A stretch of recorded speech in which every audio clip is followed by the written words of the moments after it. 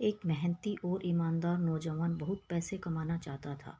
क्योंकि वह गरीब था और बदहाली में जी रहा था, उसका सपना था कि वह मेहनत करके खूब पैसे कमाए और एक दिन अपने पैसे से एक कार खरीदे।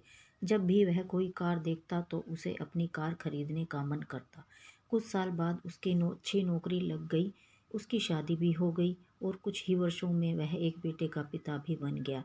सब कुछ ठीक चल रहा था, मगर फिर भी उसे एक दुख सताता था कि उसके पास अपनी कोई कार नहीं थी। धीरे धीरे उसने अपने पैसे जोड़कर एक कार खरीद ली। कार खरीदने का उसका सपना पूरा हो चुका था और इससे वह बहुत खुश था। वह कार की बहुत अच्छी तरह देखभाल करता था और उससे शान से घूमता था।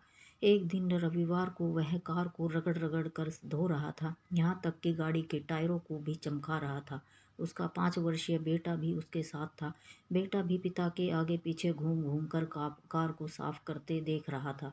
कार धोते धोते अचानक उस आदमी ने देखा कि उसका बेटा कार के बोनट पर किसी चीज से खुरच खुरच कर कुछ लिख रहा है। यह देखते ही उसे बहुत गुस्सा आया। वह अपने बेटे को पीटने लगा। उसने उसे इतनी जोर से पीटा कि बेटे के हाथ की एक उंगली ही टूट गई। दरअसल वह आदमी अपनी कार को बहुत चाहता था और वह बेटे की इस शरारत को बर्दाश्त नहीं कर सका। बाद में जब उसका गुस्सा कुछ कम हुआ तो उसने सोचा कि जाकर देखूं कि कार में कितनी खरोंच लगी है। कार के पास जाकर देखने पर उसके होश उड़ गए। उसे खुद पर इतना बहुत गुस्सा आ रहा था, वह फूट फूट कर रोने लगा।